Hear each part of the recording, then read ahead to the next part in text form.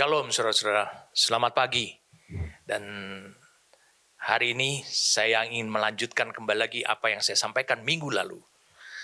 Banyak orang memiliki pendapat ataupun memiliki penafsiran tentang kuasa daripada Roh Kudus. Dan ada beberapa peristiwa ataupun pengalaman dalam kehidupan seseorang untuk dia benar-benar mengalami kuasa daripada Roh Kudus. Tapi hari ini saya ingin melanjutkan lebih dahulu apa yang saya sampaikan minggu lalu.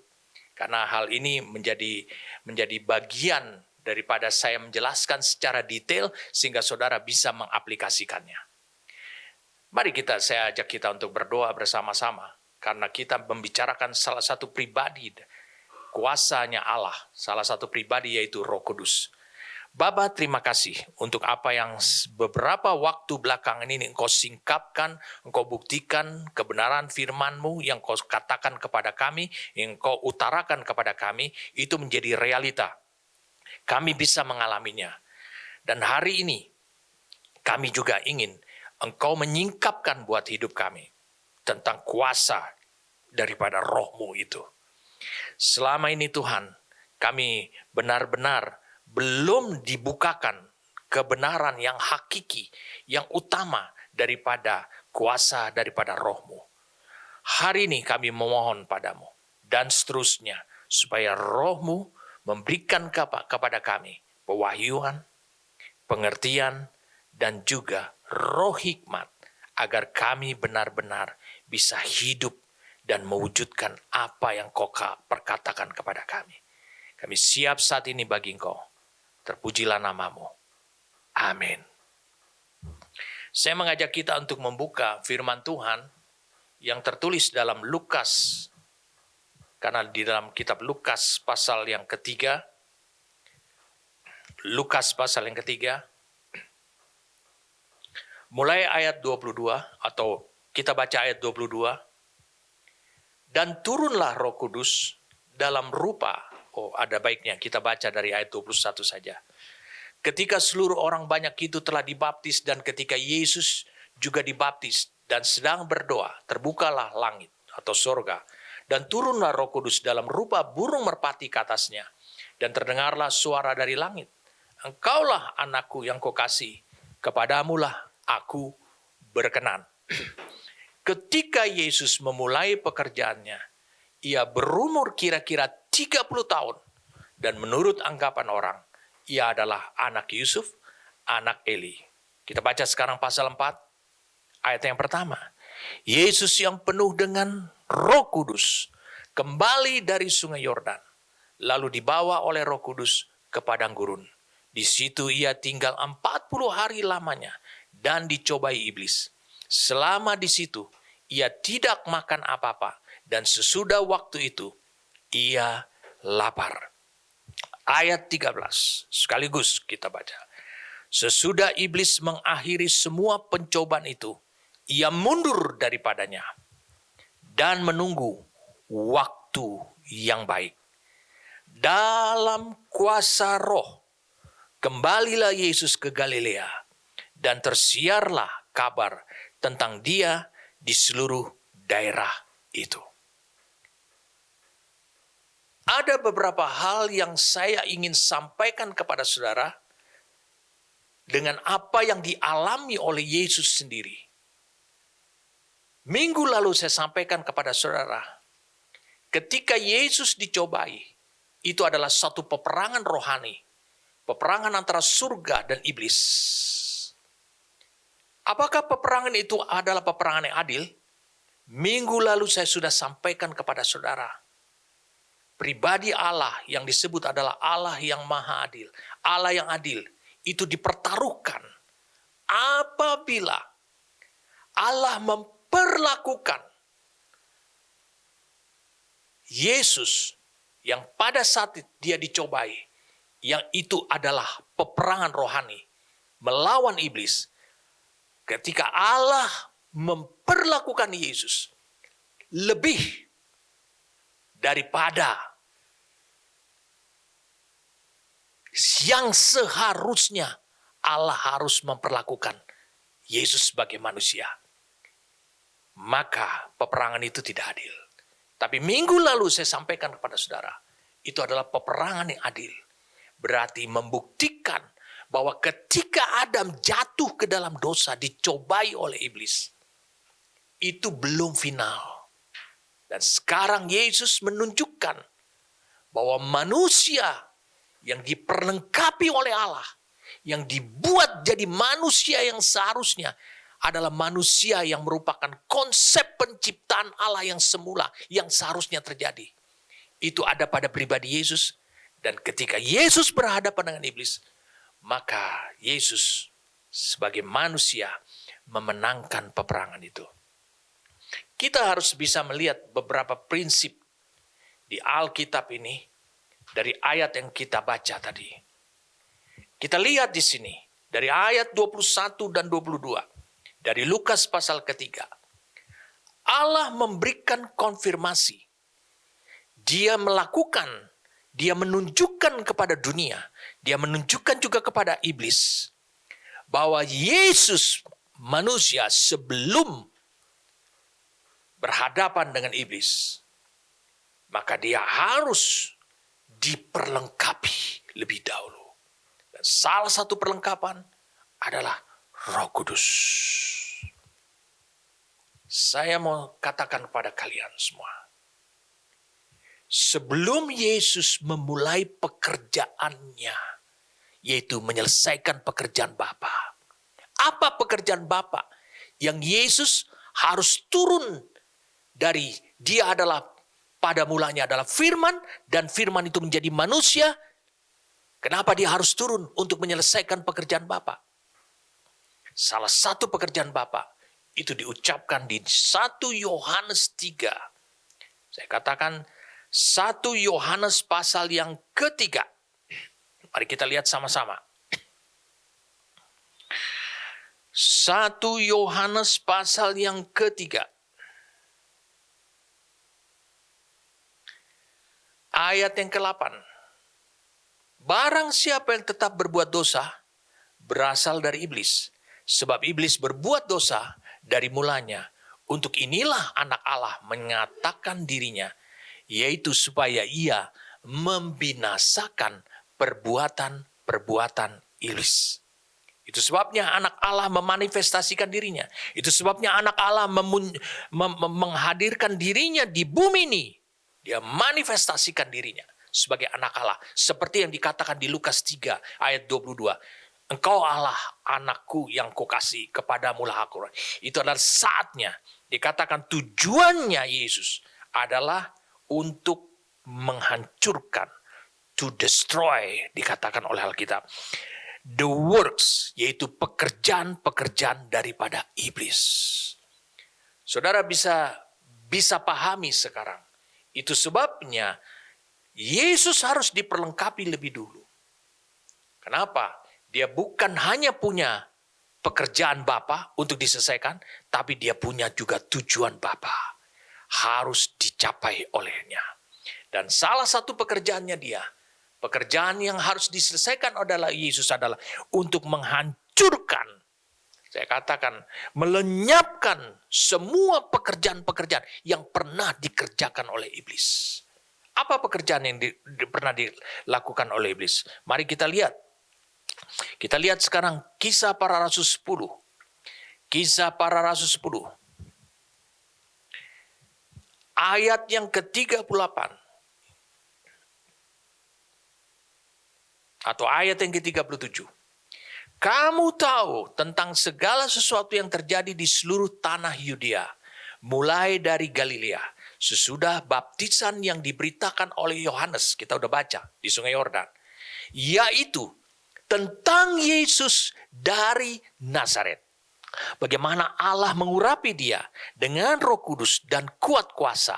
Dia yang berjalan berkeliling sambil berbuat baik dan menyembuhkan semua orang yang dikuasai iblis, dalam tekanan, dalam tindasan, dikatakan opres, dalam penindasan iblis, sebab Allah menyertai dia.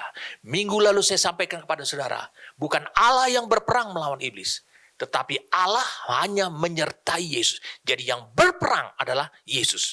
Apa yang dilakukan oleh Yesus? Dia mengerjakan pekerjaan Bapa, yaitu menyembuhkan semua orang yang dikuasai oleh iblis, yang ditekan, ditindas oleh iblis melalui sakit penyakit. Saudara bisa lihat, salah satu pekerjaan daripada iblis adalah memberikan sakit penyakit. Mengapa? Karena kalau orang sudah berurusan dengan sakit penyakit, maka fokus hidupnya adalah untuk kesembuhan. Sehingga dia tidak punya fokus apapun kepada hal-hal yang berasal daripada Tuhan lagi untuk dirinya. Jadi kita clear sekarang apa yang disebut dengan pekerjaan Bapa. Pekerjaan Bapa yang akan dimulai dilaksanakan oleh Yesus adalah melenyapkan, membinasakan semua pekerjaan iblis pada diri manusia. Itu misi daripada Yesus. Kita kembali lagi pada apa yang saya mau sampaikan pada saudara. Di sini dikatakan di ayat 23, ketika Yesus memulai pekerjaannya. Jadi saudara bisa lihat, harus bisa dipastikan bahwa Yesus berada pada satu posisi lebih dulu. Yaitu posisi rohani. Yang disebut adalah anakku yang kukasihi. Dan di dalam posisi rohani ini, itu sudah nyata buat kita semua. Menurut apa yang ditulis oleh Alkitab. Bahwa posisi itu bukan hanya sekedar penyebutan buat anak. Tetapi posisi itu berarti posisi yang sudah dilengkapi. Sudah berkuasanya Roh Kudus atas hidupnya. Itulah adalah suatu posisi. Saya ingin saudara benar-benar bisa melihat Roma pasal yang ke-8 adalah lebih baik kita lihat dulu, perkuat firman Tuhan. Roma pasal 8 ayat 14. Semua orang yang dipimpin Roh Allah adalah anak Allah. Anak Allah di sini digunakan kata uios. Sama seperti yang dikatakan di dalam Lukas pasal 3 ayat 22 ini. Berarti klop apa yang dikatakan Paulus dengan apa yang dikatakan oleh Rasul Lukas. Klop hal ini. Ini mempertegas kita. Jadi, saya ingin katakan, Allah ingin menunjukkan seseorang kalau dia ingin mengambil misi, tugas dan mandat daripada Bapa untuk memulai pekerjaannya, dia harus berada pada kondisi seperti ini. Ketika Yesus dikatakan di ayat yang pasal 4 ayat yang kedua, Yesus menjadi lapar, itu menunjukkan sebuah berkat yang besar sekali buat kita, bahwa dia adalah asli manusia. Ini memberikan suatu berkat besar buat hidup kita, memberikan semangat ilahi buat hidup kita. Kalau Yesus telah membuktikan dia sebagai manusia, dia bisa diperlengkapi oleh Allah. Dan itu menunjukkan bahwa Allah tetap adil di dalam peperangan antara manusia dengan iblis. Allah hanya mengambil porsi, menyertai manusia. Tapi Allah tidak mengambil tindakan untuk melenyapkan iblis atau memukul iblis. Itu menjadi peperangan yang adil. Saya ingin saudara, kita beranjak. Saya memiliki semangat untuk menjelaskan pada saudara. Mari kita lanjutkan lagi. Di Lukas pasal 4. Di sini dikatakan ada Lukas pasal 3. Roh Kudus turun dalam rupa burung merpati. Saya sudah sampaikan minggu lalu. Seperti burung merpati. Apa artinya buat kita? Itu hanya memberikan tanda bahwa Yesus telah mengalami, dipenuhi oleh Roh Kudus. Mulai dari sejak kecilnya, sejak dari dalam rahim ibunya.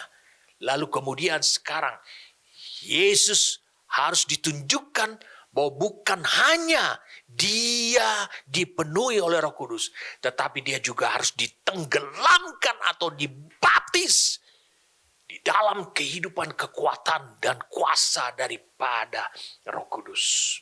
Ada banyak orang mulai berbantah pada apa yang saya jelaskan dari tahun lalu tentang anatomi tatanan kehidupan manusia. Dikatakan di sini, nanti saya akan jelaskan kepada saudara semua. Dikatakan di sini, Yesus dipimpin oleh Roh. Apa artinya buat kita? Kalau saudara bawa lihat di sini. Lukas pasal 4 dikatakan adalah Yesus yang penuh dengan Roh Kudus kembali dari sungai Yordan, lalu dibawa atau dipimpin, bahasa Inggrisnya dikatakan dipimpin, bukan dibawa, oleh Roh Kudus ke padang gurun. Yesus seolah-olah seluruh kendaknya itu sekarang disetir. Yesus seperti robot. Apakah seperti ini peperangan yang dilakukan? Kalau demikian, maka sebenarnya adalah pencobaan di padang gurun adalah Roh Kudus melawan setan. Bukan.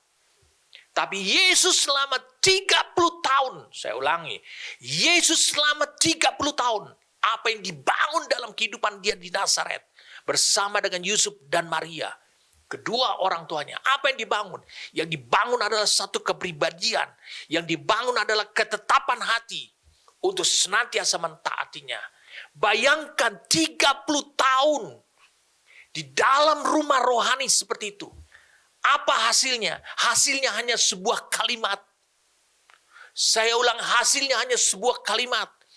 Hasilnya hanya sebuah pernyataan. Kadangkala engkau membutuhkan sesuatu yang lebih spektakuler lagi. Engkau membutuhkan 30 tahun itu membutuhkan adalah jumlah pelayanan yang banyak. Pengaruh yang banyak. Tetapi Yesus, saudara, saya ingin sampaikan kepada kalian semua. 30 tahun di dalam rumah. Di dalam Nazaret, dia tahu bahwa dia adalah anak Allah. 12 tahun ketika dia mengatakan kepada Yusuf dan Maria bahwa dia mulai mengenali Bapa. Dia tahu Bapa di sorga itu adalah Bapa buat dirinya. Dia tahu bahwa dia adalah putra Allah. Tapi 30 tahun apa yang dibangun di dalam hidupnya. Mari saya ajak saudara, ini kalimat dihasilkan dari pribadi Yesus selama 30 tahun. Oh, saya yakin engkau mulai tertekan mendengarkan perkataan ini. Karena Roh Allah mulai menginginkan supaya engkau benar-benar bertobat dari cara berpikirmu tentang Tuhan. Mengikut Tuhan yang sudah lama mengikut Tuhan. Engkau berpikir yang lain. Engkau mengharapkan hasil. Apa yang dihasilkan oleh Yesus selama 30 tahun. Di dalam pembinaannya Yusuf dan Maria, seorang yang sangat, orang tua yang sangat mengasihi Tuhan, yang selalu menaungi diri Yesus, yang selalu menunjukkan keteladanan kepada diri Yesus, bagaimana mereka berkorban tiap tahun pergi ke Yerusalem. Oh, luar biasa sekali. Ini kalimat yang diucapkan, ini hanya kalimat yang dihasilkan dari 30 tahun. Saya yakin kalau engkau sudah hidup bersama dengan Tuhan selama 30 tahun dalam rumah rohanimu, engkau berharapkan engkau bisa berkhotbah 30 sesi. Bahkan lebih daripada 30 sesi. Tapi ini yang dihasilkan oleh Yesus. Mari saja kalian untuk bisa melihat. Matius pasal 4. Ini berbicara tentang pendirian. Berbicara tentang ketetapan hati Yesus. Itu yang dibangun 30 tahun. Saudara, dengarkan saya dengan baik. Jangan kau berpikir bahwa membangun ketetapan hati, kepribadian yang teguh sama seperti Yesus ini, itu adalah dengan gampangnya. Kadang-kadang kau masih berbantah kepada bapa rohanimu, kepada gembalamu. Kadang-kadang kau masih memiliki pemikiran lain. Kadang-kadang kau masih mendengarkan dari tempat yang lain. Itu sebabnya, jauhlah engkau memenuhi persyaratan supaya kuasa Allah menaungi hidup saudara. Supaya kuasa Roh Kudus bermitra dengan kehidupan saudara. Mari kita lihat ayat yang ke-15. Dari Matius pasal yang ke-4. Ada baiknya kita baca ayat yang ke-14. Tetapi Yohanes mencegah dia. Katanya, akulah yang perlu dibaptis olehmu. Dan engkau yang datang kepadaku. Lalu Yesus menjawab, katanya kepadanya. Yesus menjawab, katanya kepadanya. Luar biasa. Saudara harus tahu, menurut catatan Alkitab, saya ulangi, menurut catatan Alkitab yang ditulis oleh Alkitab, ini adalah kalimat pertama kali Yesus yang dicatat oleh Alkitab.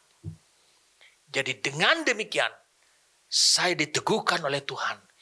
Inilah hasil apa yang diungkapkan Yesus, inilah hasil 30 tahun dia hidup dalam ketaatan 100% di dalam rumah rohani. Kalau orang di antara kalian, saya perhatikan ini saya rasakan di dalam roh saya, kalau di antara kalian ada yang 30 tahun hidup dalam ketaatan, itu pun ketaatan yang jatuh bangun, tetapi pada akhirnya engkau taat penuh. Engkau 30 tahun, tentu engkau menuntut sebuah posisi, jabatan, pengaruh yang lebih luas. Karena 30 tahun engkau keluar melayani dari rumah rohanimu, dan engkau belum memenangkan satu jiwa pun juga, pasti engkau terintimidasi. Tapi Yesus tidak terintimidasi. Lalu Yesus menjawab katanya kepadanya. Dikatakan, biarlah hal itu terjadi. Artinya aku harus dibaptis. Itu sudah ketetapan hatinya. Aku pergi ke Sungai Yordan untuk dibaptis. Untuk apa? Biarlah hal itu terjadi. Karena demikianlah sepatutnya. Atau yang sepadan. Atau yang sesuai. Kita, dia bilang, kau yang mencoba mencegahnya. Dia tunjuk kepada Yohanes.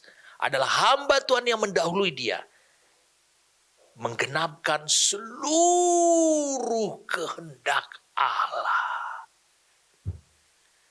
Inilah kalimat ungkapan apa yang sudah dibangun di dalam diri Yesus selama 30 tahun.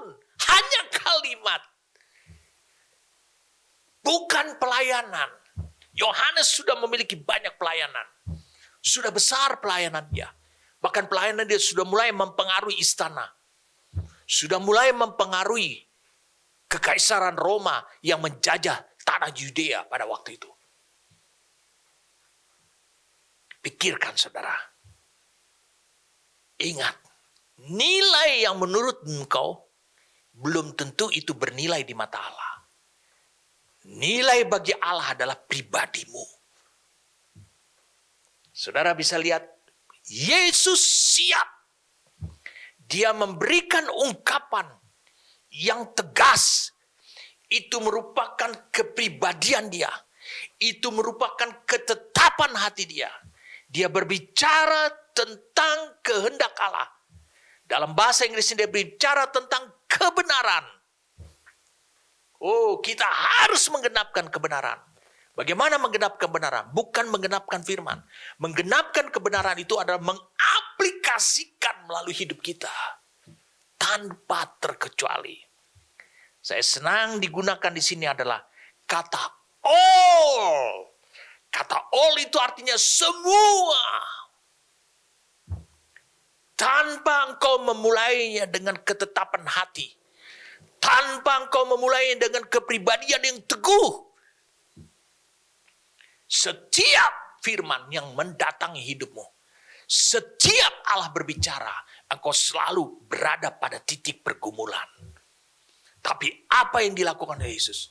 Setiap hal yang belum terpenuhi ataupun dipenuhi di dalam hidupnya dia, ketika dia tahu itu saatnya, maka dengan mudah dia melakukannya. Karena apa? Karena sudah menjadi ketetapan hatinya. Luar biasa. Saudara bisa lihat ketika Yesus, saya ulangi, selesai mengucapkan kata itu, dan Yohanes pun diseret ke dalam ketaatan itu, ke dalam prinsip kebenaran itu, ke dalam ketetapan hati Yesus, ke dalam kepribadian yang sudah dibangun dalam diri Yesus. Lalu apa yang terjadi? Dia bilang, tanda dari langit. Sorga terbuka. Lalu kemudian roh Allah turun. Seperti burung merpati. Lalu keluarlah firman. Amin. Luar biasa. Ada banyak orang dia tidak memahami tentang hal ini. Dia berpikir bahwa di Sungai Yordan ini ini adalah hal-hal yang biasa. Tidak. Ini adalah hal untuk mengungkapkan kepribadiannya Yesus. Tadi saya sampaikan kepada saudara bahwa ini adalah kalimat pertama kali, sebenarnya bukan kalimat pertama kali. Yesus umur 12 tahun dia pernah mengucapkannya, tetapi saya mau tunjukkan ini adalah kalimat pertama kali yang keluar, yang dicatat oleh para penulis Injil sebagai kalimat setelah Yesus 30 tahun dibangun di dalam rumah rohaninya Yusuf dan Maria. Rumah rohani itu salah satu pabrik yang tepat, yang Allah percayai untuk membangun ketetapan hati, keteguhan hati, dan kepribadian yang diinginkan, yang dituntut oleh Tuhan. Jangan kau berpikir bahwa rumah rohani adalah tempat untuk memberikan kepada engkau pelayanan, memberikan kepada engkau jabatan. Bukan. Tapi itu tempatnya. Banyak orang tidak memenuhi syarat. Saya ulangi, banyak orang tidak memenuhi syarat untuk dia bermitra dengan Roh Kudus. Apalagi bermitra, memiliki keterhubungan yang kuat dengan kuasa Roh Kudus. Banyak orang. Sehingga dia merasa bahwa dia sudah punya kuasa Roh Kudus. Tetapi itu sebenarnya adalah kemampuan manusianya dia. Kita kembali lagi untuk melihat Lukas pasal yang keempat. Setelah turun Roh Kudus untuk mengkonfirmasi bahwa Yesus ini telah layak. 30 tahun Allah telah menemukan satu kepribadian. Mungkin saya katakan, kalau menurut saya membacanya dengan teliti, di umur 12 tahun kepribadian, ketetapan hati daripada Yesus itu sudah terbangun. Mari saya ajak kita untuk melihat Lukas pasal yang kedua. Kita lihat ayat 48. Dan ketika orang tuanya melihat dia, tercenganglah mereka. Lalu kata ibunya kepadanya, "Nak, mengapakah engkau berbuat demikian terhadap kami? Bapamu dan aku dengan cemas mencari engkau." Jawabnya kepada mereka, "Mengapa kamu mencari aku? Tidakkah kamu tahu bahwa aku harus berada dalam rumah Bapakku atau dalam urusan Bapakku? Aku harus." Dia memberikan pernyataan apa yang sudah dibangun selama 12 tahun. Apa yang harus? Itu adalah gambaran tentang ketetapan hati. Tetapi saudara bisa lihat, kalau begitu 18 tahun kemudian kenapa Allah harus menunggu lagi?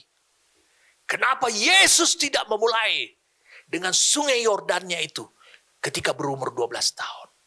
Di usia 12 tahun, seseorang itu dia sudah bisa menanggung dan menerapkan, diberlakukan semua hukum-hukum Allah. Bukankah itu saat yang tepat?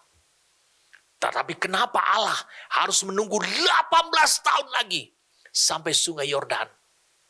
Sampai Yohanes Pembaptis muncul. Padahal Yohanes Pembaptis sendiri tahu bahwa dia pribadinya, maksudnya dirinya sendiri, itu lebih kecil daripada Yesus.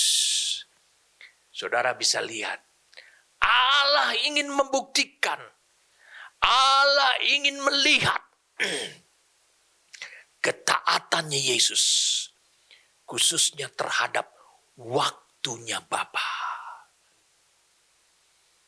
Saudara, saya yakin kalau saudara sudah banyak mengetahui tentang pemahaman Alkitab, saudara sudah mengalami hal-hal yang rohani dalam hidup saudara, saya yakin ada dorongan dalam hidup saudara untuk segera action, untuk segera bertindak, untuk segera memamerkan pada orang lain, menunjukkan kepada orang lain bagaimana Allah bekerja dalam hidupku. Tapi Yesus harus menahan seperti itu 18 tahun. Dan satu ketika selesai dari sungai Yordan, dia pergi, diajak oleh mamanya, ibunya, yaitu Maria, pergi ke perjamuan di Kana. Di sana pun juga mereka mendapati bahwa ternyata pesta baru mulai, tetapi mereka sudah kehabisan anggur yang terbaik. Dan akhirnya keluarga daripada penyelenggara itu mulai kewalahan. Dan akhirnya Maria berkata kepada bujangnya, pelayan di situ, kau dengarkan saja, omongkan saja, katakan saja kepada anakku. Lalu kemudian apa yang diketahui, apa yang dikatakan oleh Yesus. Yesus dikatakan, hai perempuan, hai ibu. Dia bilang, waktuku belum tiba. Lihat. Dia peka terhadap waktu Bapa. Menjalankan sesuatu, mengerjakan sesuatu di bukan waktu Bapa adalah gambaran ketidaktaatan. Jadi 18 tahun. Ini bukan main-main, saudara. 12 tahun dibandingkan 18 tahun itu selisih yang banyak. Yesus 12 tahun sudah dibangun satu kepribadian dalam dirinya. Ketetapan hati dalam dirinya. Jangan sia-siakan engkau hidup di dalam rumah rohanimu. Bertahun-tahun lamanya. Itu harus menghasilkan, mengungkapkan, menyatakan, memanifestasikan dari hidup saudara. Ketetapan hati, keteguhan hati, kepribadian yang kuat terhadap Allah, terhadap kebenaran Allah. Jadi saudara bisa lihat, Yesus 30 tahun di dalam rumah rohani, dia telah mengerjakan 100% ketaatannya. Lukas pasal 2 memberikan gambaran pada kita. Dia bilang, mengapa kamu mencari aku? Tidakkah kamu tahu bahwa aku harus selalu dalam urusan Bapa. Berarti dia tertinggal di Yerusalem selama beberapa hari. Dan orang tuanya yang sudah nyaris nyampe di Nazaret. Dia melihat dalam gerobak mereka. Ternyata tidak ada Yesus. Lalu mereka kembali lagi mencarinya. Dan menemukan Yesus. Kenapa? Karena Bapa menginginkan dia berdiskusi dengan para pengajar-pengajar. Alim ulama di sana. Di bait Allah. Luar biasa. Mereka semua tercengang. Tapi mereka tidak tahu bahwa ini adalah Mesias. Kembali lagi dalam Lukas pasal 4. Saya memberikan kepada saudara pengantar. Dari apa yang minggu lalu saya sudah sampaikan.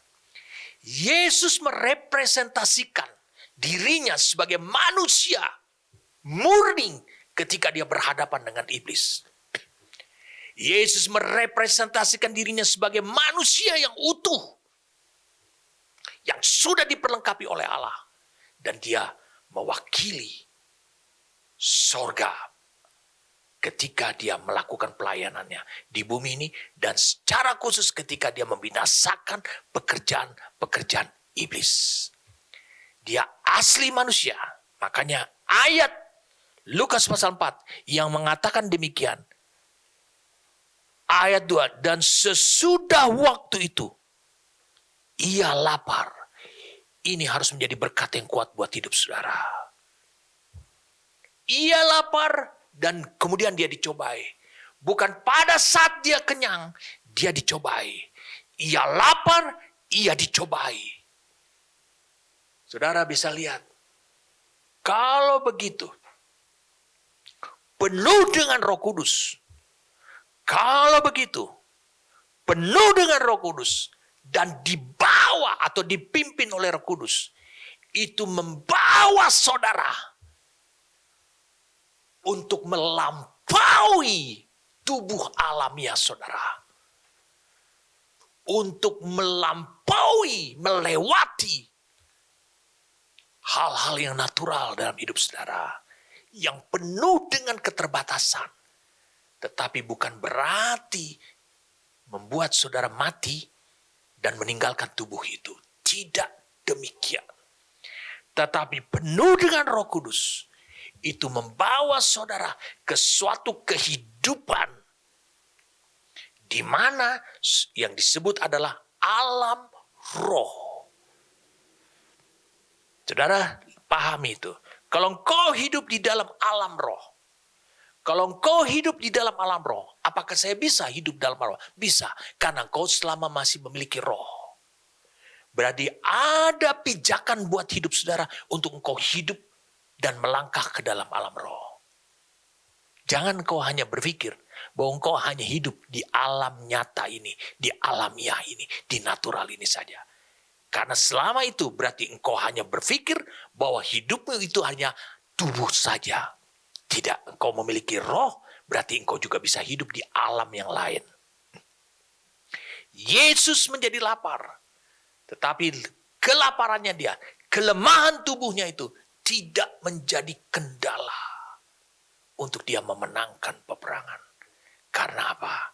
Karena dia penuh dengan roh. Apa artinya? Rohnya dipenuhi seutuhnya. Lalu jiwanya juga memanifestasikan kepenuhan roh yang ada di dalam rohnya. Lalu tubuhnya yang lemah itu diabaikan oleh kekuatan daripada Roh Kudus yang memegang jiwanya sehingga dia bisa merasakannya. Karena dia masih memiliki darah, dia bisa merasakan lapar. Tetapi dia tidak lapar menjadi masalah. Maksud saya, kelaparan tidak menjadi masalah buat dirinya. Saudara bisa lihat penuh dengan Roh Kudus. Kemudian dipimpin oleh Roh Kudus. Kemudian ayat 14-nya, Lukas pasal 4. Dalam kuasa. Mari kita lihat sama-sama Lukas pasal 4 dalam bahasa. Lukas pasal 4.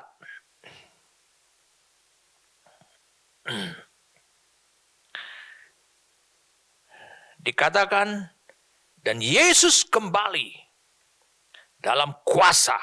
Wow, ini luar biasa sekali. Digunakan kata dunamis, kuasa. Yaitu kuasa Roh Kudus. Kuasa, dunamis.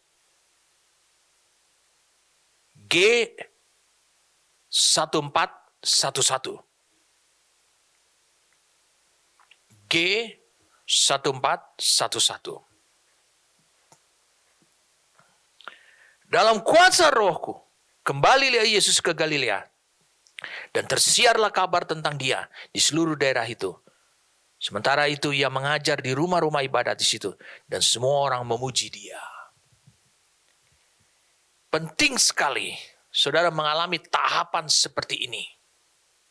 Dibangun 30 tahun di dalam rumah rohani, itu sangat penting, itu tidak bisa ditawar. Untuk membangun kepribadian, ketetapan hati, keteguhan hidup saudara. Itu sangat penting sekali. Karena Allah mengukur hidup saudara dari hal-hal seperti itu. Dan saudara bisa lihat, ketaatan yang dilakukan oleh Yesus itu 100% asli. Kalau begitu, kita akan menarik kesimpulan. Kalau gitu apa tujuan Allah? Sehingga Yesus datang itu harus datang. Dia yang pada mulanya adalah firman. Firman itu bersama-sama dengan Allah. Dan firman itu adalah Allah. Dan segala sesuatu dijadikan oleh dia. Dan tanpa dia tidak ada satupun yang jadi dari apa yang belum jadi. Dan firman itu menjadi manusia. Bukankah ini? Dikatakan firman itu menjadi manusia. Saudara bisa lihat. Saudara lihat, kalau begitu apa tujuan Allah? Sehingga Allah firman ini, saya katakan Allah firman ini, itu menjadi manusia. Apa tujuannya? Ini penting buat saudara. Bukankah hanya mengalahkan iblis saja? Tidak. Tetapi Yesus mempraktekkan sesuatu yang saudara dan saya telah bisa menarik kesimpulannya dari tahapan-tahapan dari Lukas pasal 3 tadi.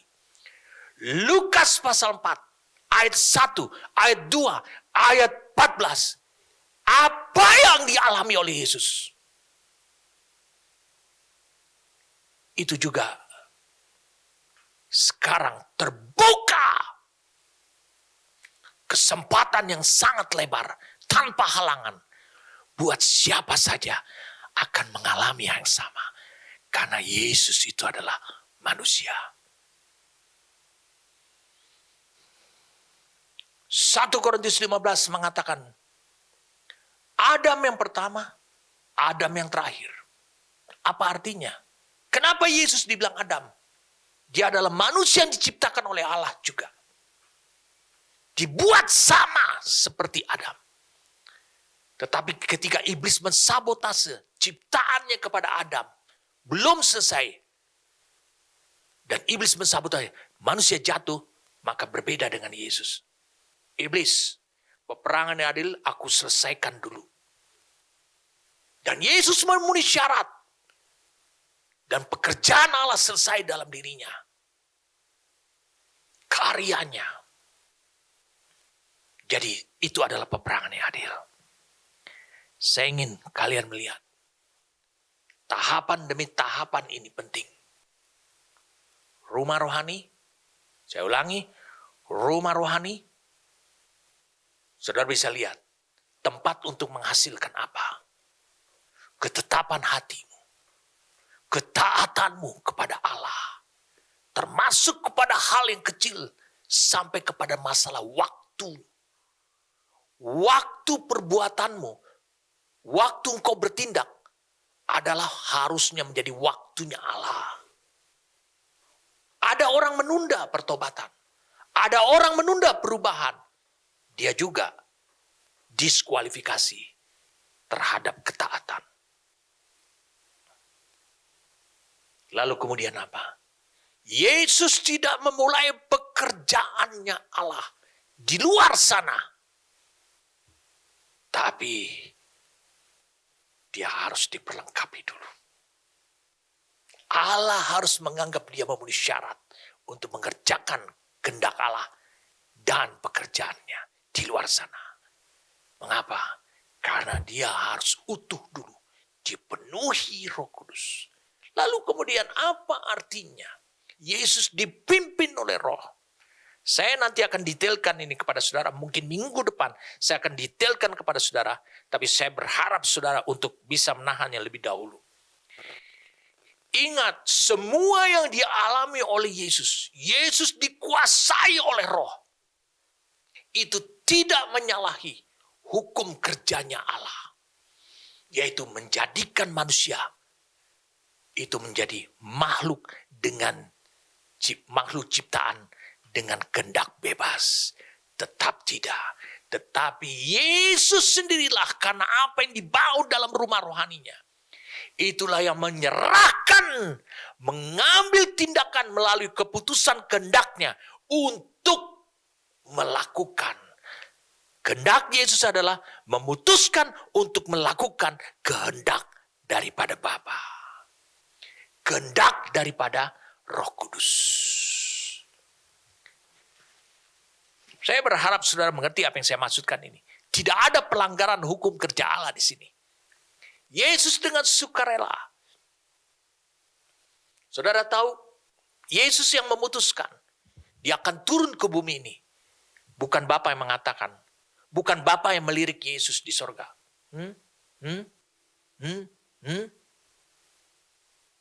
Tidak.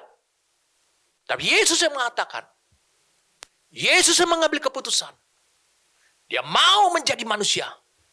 Korban pertama yang dialami oleh Yesus. Dia mau menjadi manusia. Dia mau menanggalkan kealahannya. Itu adalah keputusannya. Dan keputusan yang dari sorga, kehendak yang dari sorga itu, dia wujudkan lagi di bumi ini. Dia mau juga merasakan sama seperti manusia, bergumul dengan masalah kehendak. Dan dia tahu ketika dia memiliki jiwa, sesuatu yang tidak pernah dialami oleh Yesus ketika dia ada pada mulanya. Tidak pernah. Dia mau mengalami itu. Dia merasakan pergumulan itu. Walaupun roh dia penurut. Roh dia setiawan kepada Allah. Tapi di Taman Getsemani. Saya ulangi, di Taman Getsemani. Kehendak jiwanya dari dagingnya dia, tubuhnya dia. Itu berkata lain. Kalau boleh. Cawan ini berlalu daripadaku. Tapi bukan kehendakku. Kehendakmu lah yang jadi. Jadi dia masih memiliki kehendak. Yang dibawa daripada sorga. Tapi sekarang diubah di dunia ini. Menjadi kehendaknya manusianya Yesus. Itu yang mengatakan. Taman Getsemani membuktikan.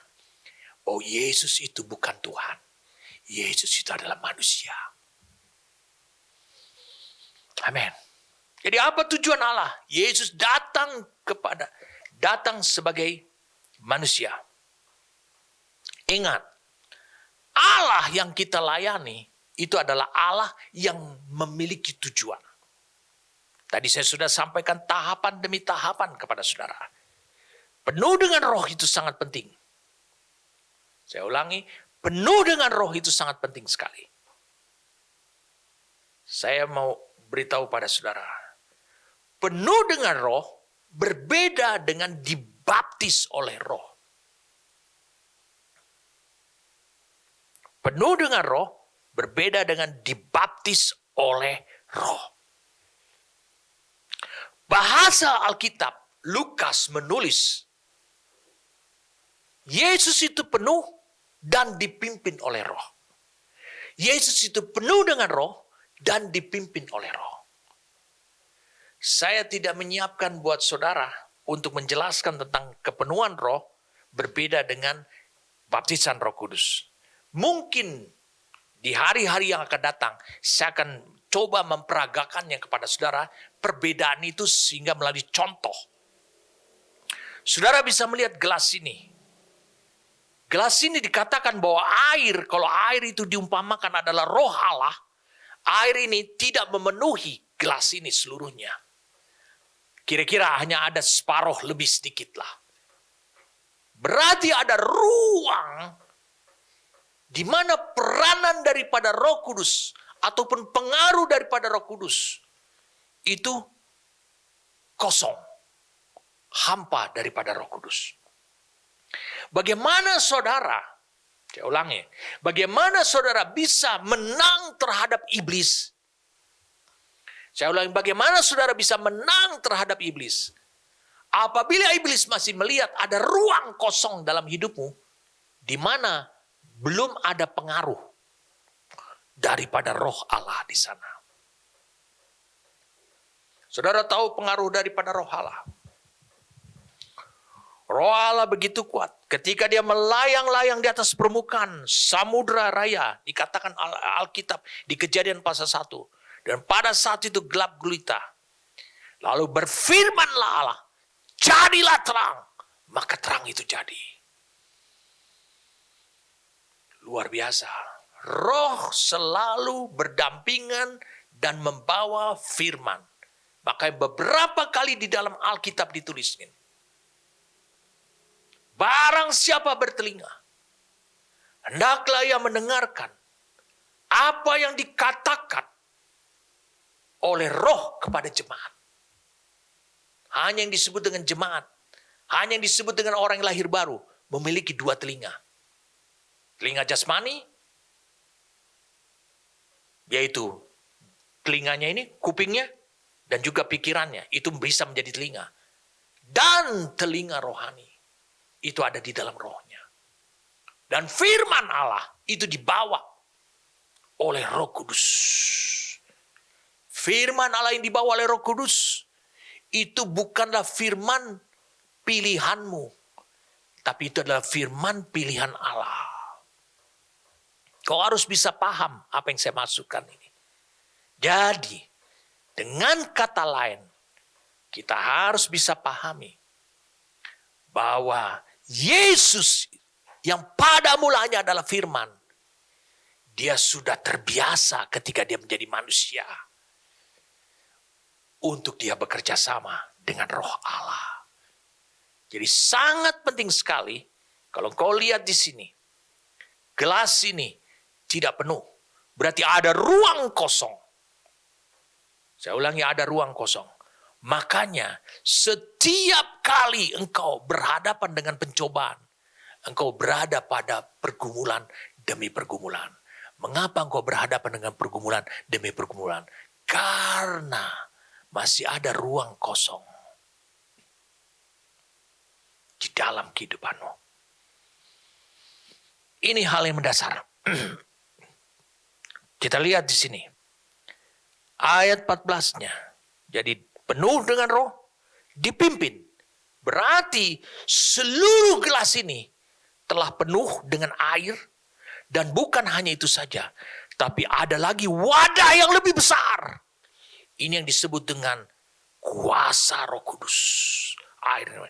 Maka gelas yang sudah penuh dengan air ini sekarang tenggelam ke dalam bejana yang lebih besar lagi, yang penuh dengan air. Itu sebabnya kata dipimpin. Itu menunjukkan bahwa bukan hanya sekedar dipenuhi, tetapi ketika air itu sudah melampaui, bahkan menenggelamkan kirbat kehidupanmu, maka seolah-olah kekuatan daripada air yang lebih banyak itulah yang membawa engkau kemana saja. Kirbat itu pergi kemana saja. Bukan air yang ada di dalam gelas dan bejana ini. Saya berdoa supaya saudara diberikan pengertian oleh Allah melalui contoh ini. Baik saudara. Kalau begitu Allah yang kita layani adalah Allah yang memiliki tujuan. Mengapa tujuannya Yesus datang ke dunia ini? Tulis yang pertama. Saya tidak ingin membagikan sampai 12 poin. 14 poin. 20 poin. Banyak hal. Tetapi saya ingin membagikan supaya saya bisa mengarah tentang penggunaan daripada kuasa daripada Roh Kudus. Yang pertama, Allah bertujuan mengutus Yesus dalam rupa manusia, saya ulangi, dalam rupa manusia, agar termanifestasi di bumi adalah untuk menghancurkan dan melenyapkan pekerjaan-pekerjaan iblis pada manusia dan juga pada alam ciptaannya Allah. Untuk menghancurkan, melenyapkan, menghabiskan semua pekerjaan. Apa artinya ini? Berarti menghancurkan, melenyapkan pekerjaan. Dan itu adalah disebut adalah pekerjaan Bapa. Menghancurkan dan melenyapkan pekerjaan iblis adalah pekerjaan Bapa. Berarti Yesus bertugas untuk membalikkan keadaan yang telah dikerjakan oleh iblis. Kembali kepada tatanan yang benar menurut Allah. 1 Yohanes 3. Saya ulangi, 1 Yohanes pasal yang ketiga.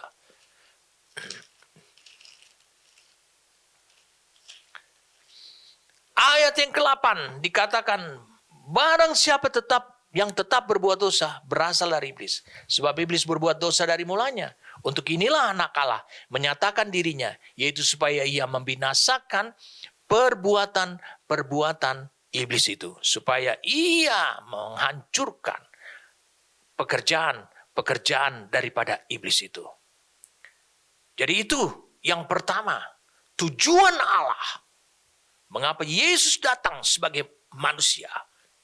Untuk dia bisa menghancurkan, melenyapkan pekerjaan-pekerjaan iblis pada manusia dan pada ciptaan yang lain.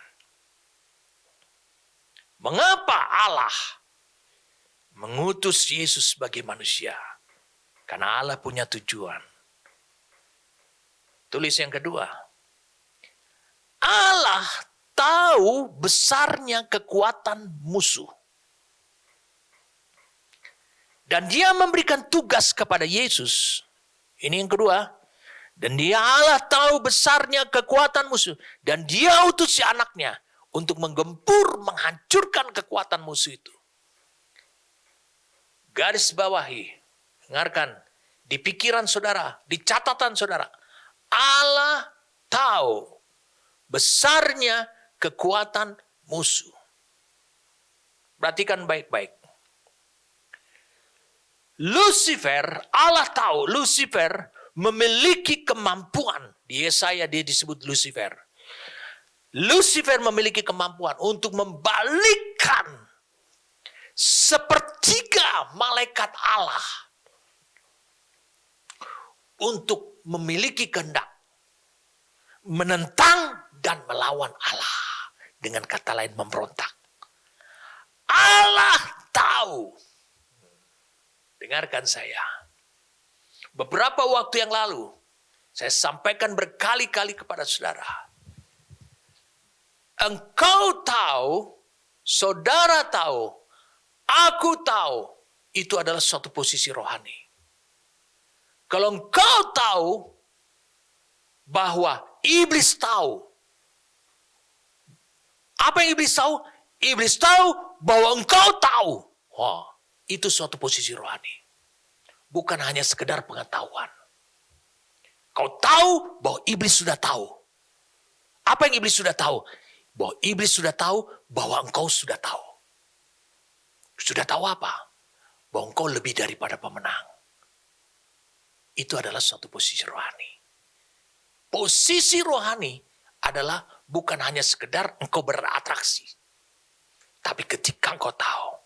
Allah tahu Lucifer memiliki kemampuan untuk membalikkan sepertiga dari bintang-bintang di langit, dari para malaikatnya Allah untuk memberontak dengan kehendaknya melawan Allah sang pencipta.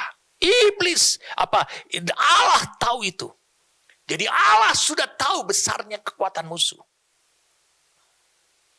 Lucifer itu adalah bintang cemerlang yang memberontak terhadap Allah yang menciptakan. Dia menarik. Saudara bisa lihat itu di Yesaya 14 ayat 12 ayat 13. Yeskiel 28 ayat 12 sampai 18. Saudara bisa tahu itu. Jadi Allah tahu kekuatan musuh. Makanya kalau Allah tahu kekuatan musuh, tentu dia tahu bagaimana supaya berimbang untuk memperlengkapi manusia. Makanya Yesus harus datang sebagai manusia. Jadi, dengarkan saya. Allah tahu kekuatan musuh. Makanya dikatakan di 1 Korintus 10 ayat yang ke-13. Pencobaan-pencobaan yang kamu alami ialah pencobaan-pencobaan biasa yang tidak melebihi kekuatan manusia. Itu sebabnya Allah lebih dahulu harus menguatkan saudara. Supaya saudara masuk ke dalam pencobaan. Sebab Allah setia dan karena itu dia tidak akan membiarkan kamu dicobai melampaui kekuatanmu. Supaya apa? Terjadi peperangan yang adil. Pada waktu kamu dicobai, Ia akan memberikan kepadamu jalan keluar sehingga kamu dapat menanggungnya. Tapi menjadi pertanyaan buat kita. Kalau Allah sudah memperlengkapi kita. Kalau Allah sudah memberikan batasan kepada kita. Bahwa pencobaan itu tidak melampaui kekuatan kita. Kok kenapa kita masih tetap bisa kalah? Saudara tahu siapa si pencoba? Iblis. Tapi seringkali iblis mengajak dirimu sendiri untuk juga menekan dirimu.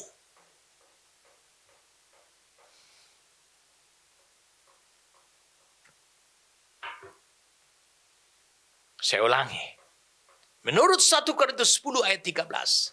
Ini dengan jelas dikatakan. Allah melihat setiap kepada setiap orang bahwa engkau akan dicobai yang tidak melampaui kekuatanmu. Allah menjadi juri, Allah menjadi wasit. Ini harus tetap menjadi peperangan yang adil. Tapi yang jadi masalah, engkau menghadapi pencobaan yang tidak melebihi kekuatanmu, yang dibatasi, tetapi engkau tetap kalah. Mengapa? Engkau kenal si pencoba itu, iblis. Dia mengajak dirimu untuk bersama-sama dengan dia mengalahkan engkau. Bagaimana caranya? Sederhana.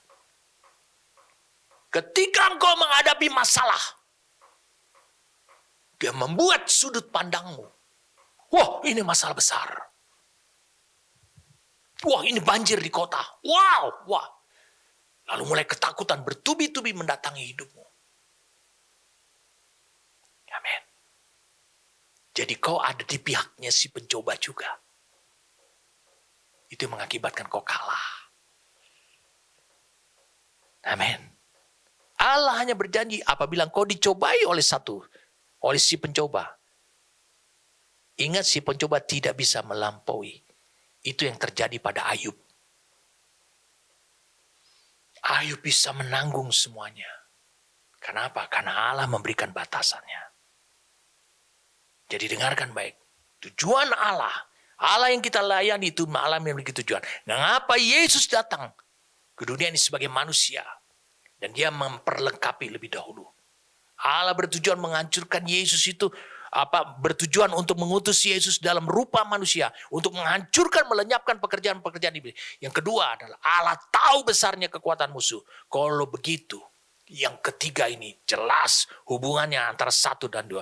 Maka Tuhan, karena Tuhan tahu, karena Allah tahu, tujuannya Allah mengutus Yesus sebagai manusia untuk menunjukkan bagaimana caranya menghancurkan pekerjaan iblis, membinasakannya. Dan Allah tahu besarnya kekuatan musuh. Maka yang ketiga ini penting buatnya. Maka Tuhan mengutus anaknya dalam diri manusia yang penuh dengan keterbatasan, dengan diperlengkapi lebih dulu dengan kuasa yang dibutuhkan di atas kekuatan musuh untuk menggempur, membinasakan, menghancurkan musuh dengan pasti. Dan Allah memperlengkapi Yesus bukan dengan coba-coba atau dia kira-kira. Kita cobalah, kita kasih ini saja, kita kasih ini saja. Tidak demikian. Allah melihat manusia Adam yang pertama jatuh. Karena apa? Karena Roh Kudus belum berperan.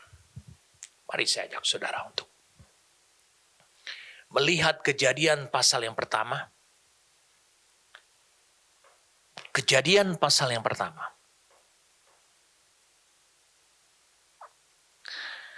Ayat yang ke-26. Berfirmanlah Allah.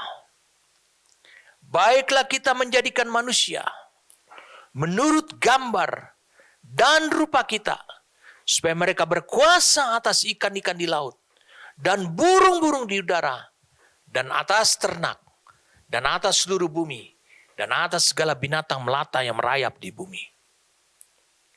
Kita telah pahami, beberapa kali saya sudah jelaskan ayat ini. Allah berfirman, baiklah kita menjadikan manusia,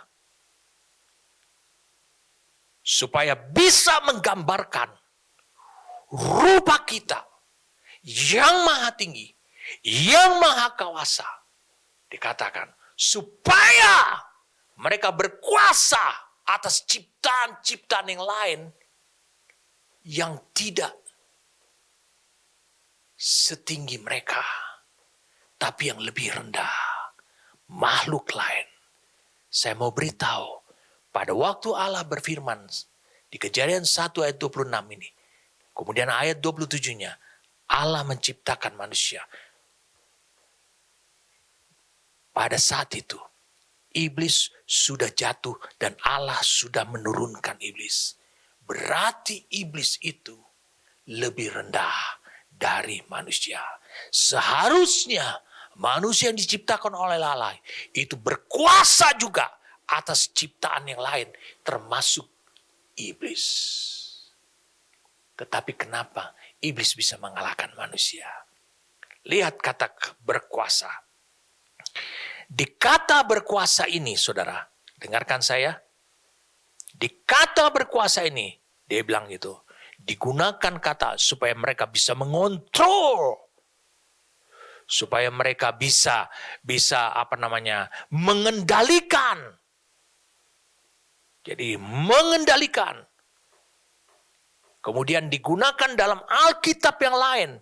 Kata kontrol ini digunakan lagi dikatakan adalah digunakan kata dia berkuasa, berarti dia yang memerintah. Wow, ini luar biasa sekali. Apa yang Allah mau singkapkan buat kita semua dari perkataan firman Allah pada mulanya. Sebelum Allah menjadikan manusia. Ini luar biasa sekali. Kalau saudara lihat di sini. Apa yang Allah katakan di sini. Saya kutip ini dari salah satu Alkitab. Digunakan kata ini.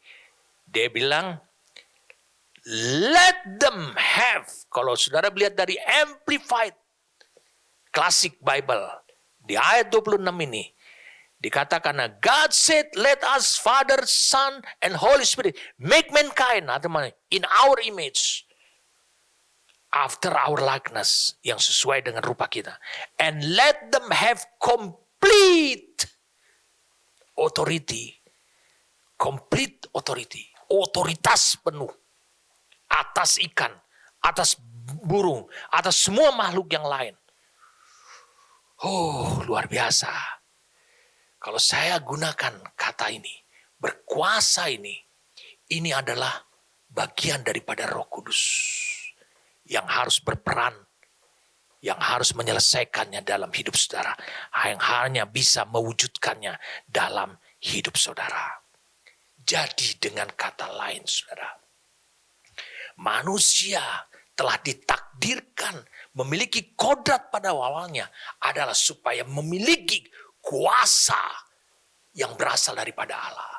Menurut saudara, kuasa ilahi supaya manusia kembali lagi memiliki otoritas atas segala kehidupan yang lain. Termasuk atas kehidupan iblis dan para malaikatnya. Bagaimana caranya? Hanya ada satu kuasa yang dimaksudkan oleh Kejadian 1 ayat 26 itu. Yaitu kuasa Roh Kudus. Luar biasa. Saya yakin saudara bisa memahami bahwa ini adalah rencana Allah dari awalnya. Jadi saudara menerima Roh Kudus. Saudara dipenuhi Roh Kudus. Saudara hidup dulu oleh Roh Kudus. Saudara dipenuhi oleh Roh Kudus. Saudara dibaptis oleh Roh Kudus. Itu sesuai dengan rencana Allah. Kejadian 1 ayat 26. Kalau begitu tepat sekali. Mengapa Allah mengutus Yesus sebagai manusia? Yang pertama adalah untuk menghancurkan semua pekerjaan iblis. Untuk membuktikan Kejadian 1 ayat 26 itu nyata. Dan yang kedua, Allah tahu besarnya kekuatan iblis. Dan yang ketiga itu sebabnya Allah akan menggenapkan Kejadian 1 ayat 26 itu kembali lagi kepada diri manusia. Karena itulah seharusnya manusia. Manusia tidak perlu harus menangis, aduh saya ditipu sama iblis, sekarang saya berdosa gitu. Tidak. Engkau akan bangkit. Engkau akan mulai dengan menyala-nyala mengatakan, aku adalah ciptaan baru. Allah telah mengembalikan semua apa yang belum lengkap dalam hidupku. Allah telah mengembalikan itu. Sehingga aku lebih berkuasa daripada ciptaan yang lain lagi. Untuk bisa engkau menggambarkan serupa Allah yang maha tinggi, yang maha kuasa melalui hidup saudara. Ini hal yang penting saudara. Saya ingin saudara jangan terlalu lama, mari kita lihat sama-sama Lukas pasal yang keempat. Ada banyak orang, dia selalu mengagung-agungkan pertobatan hidupnya. Oke, mari kita lihat sama-sama. Lukas pasal 4.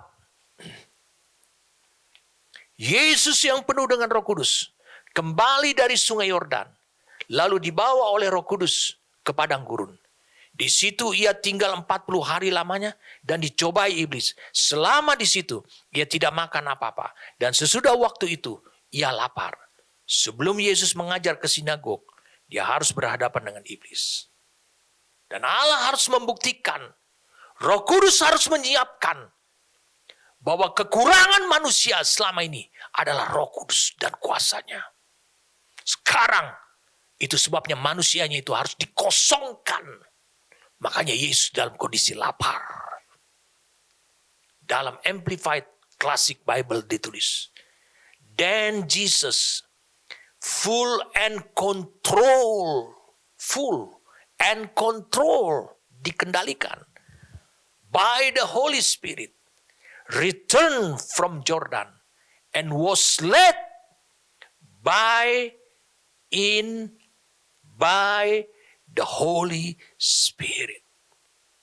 For during 40 days in the wilderness desert, where he was tempted, tried, tested exceedingly. Dia diuji yang sangat luar biasa by the devil, and he ate nothing during those days. And when they were completed, arti kata, ujian itu selesai, he was hungry. Saya terjemahkan buat saudara. Gak usah saudara ragu. Saya terjemahkan, saya sudah siapkan buat saudara. Kemudian Yesus yang penuh dengan Roh Kudus dan yang dikendalikan oleh Roh Kudus kembali dari sungai Yordan dan dipimpin oleh Roh Kudus. Selama 40 hari di padang gurun, di mana dia dicobai, diuji dengan sangat oleh iblis, dan dia tidak makan apa-apa selama hari-hari itu. Dan ketika itu selesai, maka dia lapar.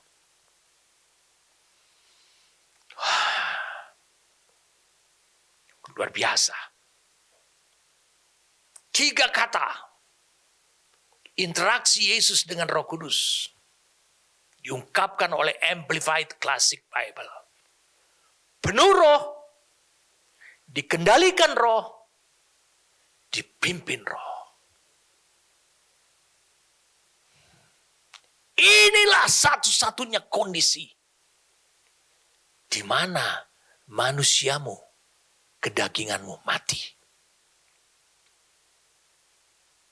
Tapi ya, saya sangat suka sekali dengan kata ini sebelum saya akhiri buat saudara. Dalam kuasa Roh, saudara lihat memenuhi syarat Yesus. Kembalilah Yesus ke Galilea dan tersiarlah kabar tentang dia di seluruh daerah itu. Katakan kembali. Katakan kembali.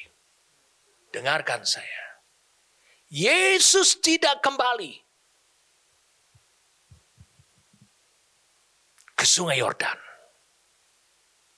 Yesus tidak kembali ke padang gurun. Dengan kata lain, meskipun surga terbuka di sungai Yordan, meskipun Allah melepaskan firman-Nya di sana, meskipun pernyataan Roh Kudus jelas di sana, itu adalah tempat yang selama ini sangat memberkati dirinya Yesus setelah 30 tahun. Dia tidak pernah mengalami hal-hal yang supranatural seperti itu. Tapi Yesus tidak pernah kembali ke sungai Yordan. Ingat, kau pun juga harus demikian. Supaya kuasa Allah itu yang akan mengerjakan banyak hal di dalam hidup saudara. Di sungai Yordan, Yesus dibaptis. Di padang gurun, Yesus mengalami kemenangan. Tapi Yesus tidak pernah kembali ke sungai Yordan dan ke padang gurun. Tapi mengapa banyak di antara kalian selalu ingin terus tinggal di tempat di mana surga terbuka, di tempat di mana engkau sangat diberkati, dan kau ingin mempertahankan itu? Itulah sebabnya kuasa kemitraan dengan kuasa Roh Kudus itu menjadi terputus. Dengarkan saya, 3 hal ini. Buat jari-jarimu 3 hal ini. Yang pertama, supaya engkau ingat, supaya engkau bisa melihat jarimu sendiri. Yang pertama, penuh roh. Yang kedua, dikendalikan roh. Yang ketiga, dipimpin roh. Roh tidak akan mengembalikan saudara ke tempat di mana engkau pernah mengalami hal-hal yang dahsyat. Amin. Mengerti saudara? Roh tidak akan pernah mengembalikan itu. Kau harus pergi ke tempat lain. Roh tidak akan mengembalikan saudara ke tempat, ke posisi, kembali lagi di mana engkau pernah menang dan kau pernah menang telak terhadap iblis. Roh tidak akan pernah. Saya ulangi sekali lagi. Roh akan membawa engkau ke tempat yang disebut lebih dari pemenang. Oleh karena pekerjaan Roh Kudus. Allah tidak akan membawa engkau kembali lagi ke tempat itu. Dengarkan saya. Yesus sudah dipenuhi Roh Kudus. Yesus sudah belajar bagaimana dikendalikan oleh Roh. Sehingga dia tahu waktu yang tepat dengan Allah. Yesus juga sudah dikuasai oleh Roh. Itu sebabnya burung merpati turun di sungai Yordan, memberikan tanda bahwa dia sudah.